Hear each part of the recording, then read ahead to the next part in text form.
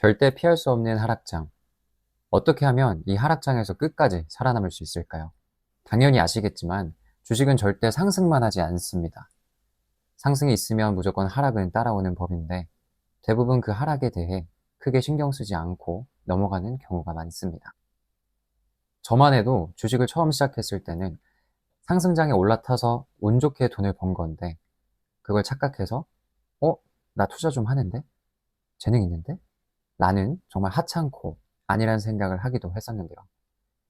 이런 오만방자한 생각에 떨어질 경우는 생각도 안 하고 막상 하락장에 와서 어떻게 할지도 모른 채 그저 공포에 질려 손절하며 손실을 크게 본 경험이 있습니다. 현재 코스피가 9,000에서 5,300까지 떨어지고 있고 미국 반도체 관련 주식들도 연이어 하락하면서 시장 전반에 공포가 커지고 있습니다.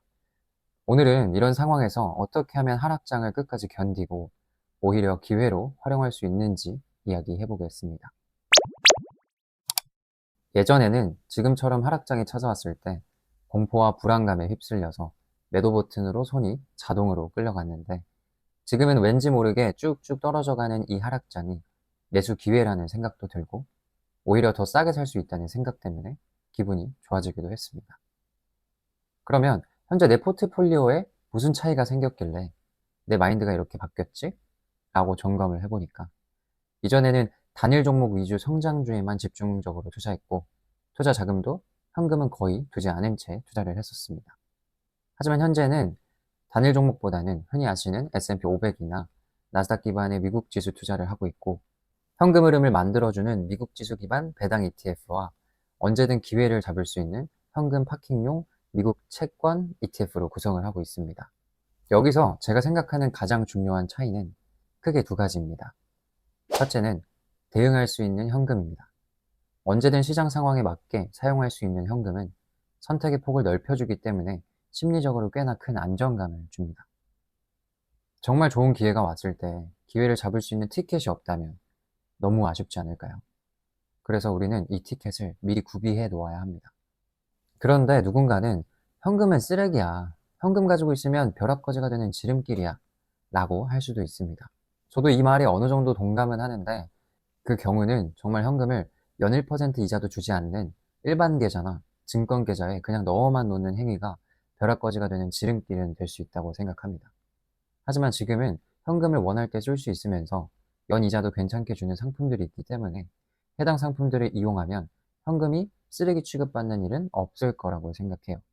저도 지금 연 3.8% 정도의 이자를 월 분배금으로 주는 미국 초단기 국채 SGOV라는 상품을 이용하고 있습니다.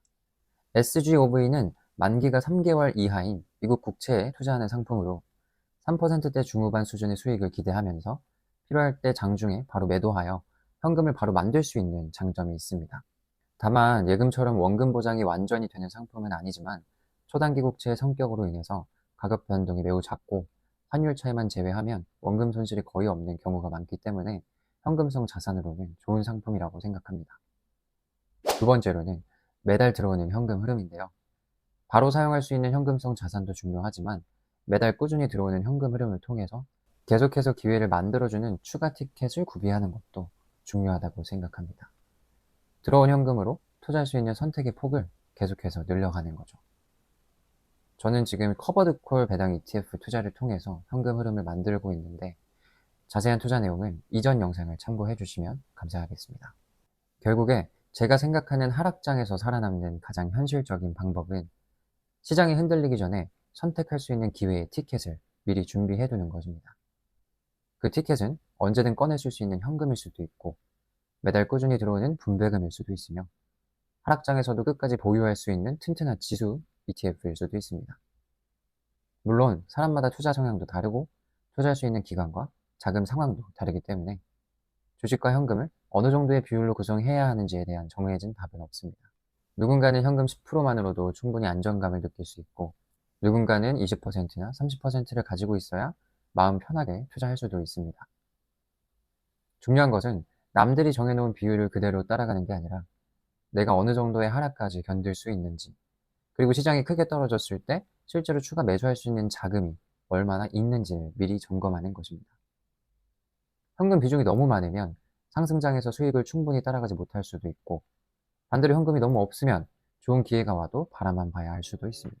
결국 중요한 건 수익률을 끝까지 끌어올리는 것이 아니라 상승장과 하락장을 모두 지나면서도 투자를 계속 이어갈 수 있는 구조를 만들어야 된다고 생각합니다. 저도 과거에는 주가가 떨어지면 겁부터 먹었지만 이제는 많은 티켓들이 준비되어 있기 때문에 큰일 났다가 아니라 올 게 왔구나 라고 생각할 수 있게 되었습니다. 물론 이런 구조가 있다고 해서 하락장에서 손실이 발생하지 않는 것은 아니지만, 공포에 질려 손절하는 것과 준비한 계획에 따라 차분하게 대응하는 것은 매우 큰 차이라고 생각합니다. 시장에서 오래 살아남기 위해서는 좋은 종목을 고르는 능력만큼이나 기다릴 수 있는 마음과 흔들리지 않고 실행할 수 있는 나만의 기준이 필요하다고 생각합니다. 아니, 이미 겪고 있는 하락장에 현금이 없는데 뭔 소용이야 라고 하실 수도 있겠지만, 지금부터라도 기회의 티켓들을 하나씩 장기적으로 꾸준히 모으다 보면 언젠가 적재적소에 그 티켓들을 사용할 날이 분명히 올 거라고 생각합니다. 항상 행복한 투자하시길 바라며 오늘도 영상 봐주셔서 감사합니다.